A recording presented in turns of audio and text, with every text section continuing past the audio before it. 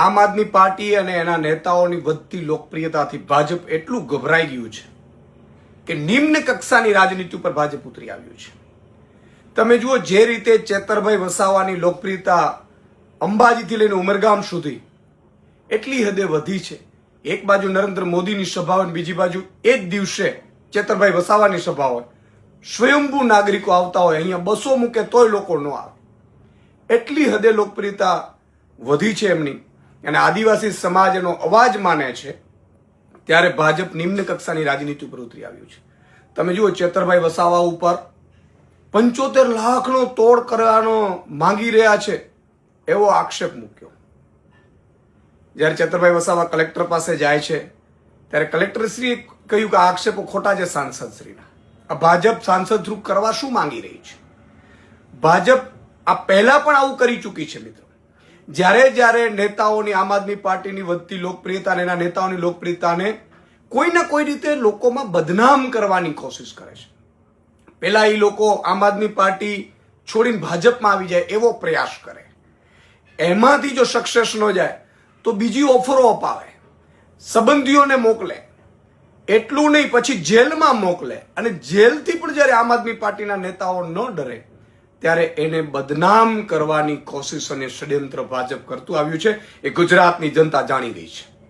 તમે જુઓ, આ પહેલા પણ મારી ઉપર પણ ભાજપે દારૂ પીધો છે અને છેડતી કરી છે, આવી નિમ્ન કક્ષાની રાજનીતિ કરીને આક્ષેપો કર્યા હતા. ભાજપની પૂરા ગુજરાતમાં કિરકિરી થઈ ગઈ હતી. મેં ક્યારેય જિંદગીમાં દારૂ નથી પીધો, દારૂને અડવાનું નથી. હું વ્યસન મુક્તિ અભિયાન ચલાવું છું.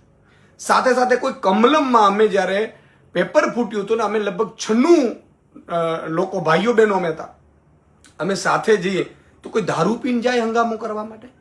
છેડતીઓની ફરિયાદ અમારા ઉપર કરે કે તમે બહેનોની છેડતીઓ કરી છે કમલમમાં આવીને.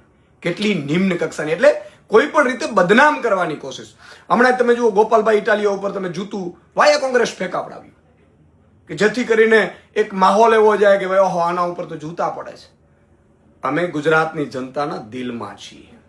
પણ તમે જે રીતે રાજનીતિ નિમ્ન કક્ષાની કરી રહ્યા છો, તમને ભાજપના કાર્યકર્તાઓ જ હવે છોડી રહ્યા છે. તમે જુઓ, હજારોની સંખ્યામાં તમે એક આરોપ મૂકો છો અને હજારોની સંખ્યામાં ભાજપના કાર્યકર્તાઓ, જે અદના કાર્યકર્તાઓ, જે સાચા કાર્યકર્તાઓ છે, અટલ બિહારી વાજપેયીની ભાજપના કાર્યકર્તાઓ છે, એ છોડીને આવી રહ્યા છે. શું કામ?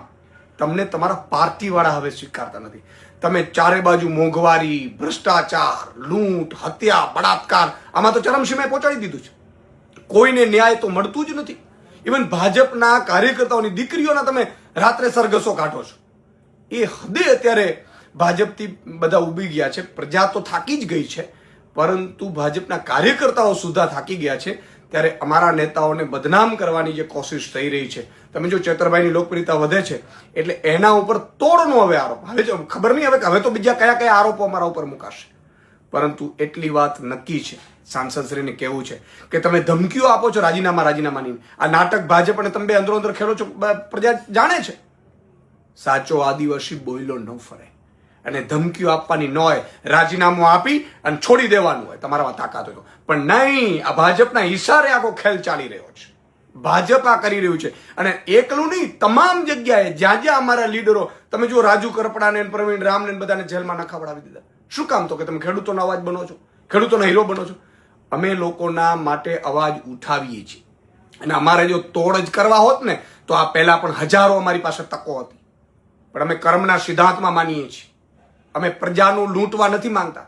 પ્રજાને તમારા લૂંટમાંથી બચાવવા માટે આવ્યા છીએ, અને એ બચાવીને રહેશું. તમારે જેટલા આરોપો મૂકવા એટલા મૂકી લેજો, તમારે જેટલો અત્યાચાર કરવો એટલો કરી લેજો, તમારે જેટલી જેલોમાં તમારી તાકાત હોય એટલા દિવસો રાખી લેજો.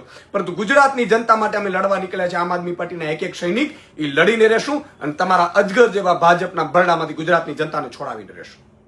અને છેલ્લી વાત મારે ગુજરાતની જનતાને કહેવી છે, મિત્રો, આ જેટલા આરોપો મૂકે ને, તમે લોકો સ્વયંભૂ બહાર આવો. અમે થાકી ગયા છીએ, અમે હિંમત નથી હાર્યા. પણ જાતના આરોપો મૂકે તો તમે સ્વયંભૂ ગુજરાતની જનતાને કહું છું, ભાજપના લોકોને કોમેન્ટોથી જવાબ આપો, ભાજપના નેતાઓને વિડીયો બનાવડાવીને જવાબ આપો. એ લોકો તો 5-25 લોકોને રૂપિયા આપીને વિડીયો બનાવડાવે છે. તો મારી આપ સૌને વિનંતી છે કે કદાચ મીડિયા પણ ભાજપના પ્રેશરમાં નહીં બતાવે બધું, તો ગુજરાતના લાખો યુવાનોને, કાર્યકર્તાઓને વિનંતી છે કે તમે ફેસબુક ને ઇન્સ્ટાગ્રામ લાઈવ થઈને ભાજપને એની ઓકાત દેખાડો. હવે આપણે સૌએ જાગવાનું છે, આમ આદમીએ જાગવાનું છે અને ભાજપને બગાડવાની છે. જય હિન્દ, જય આદિવાસી.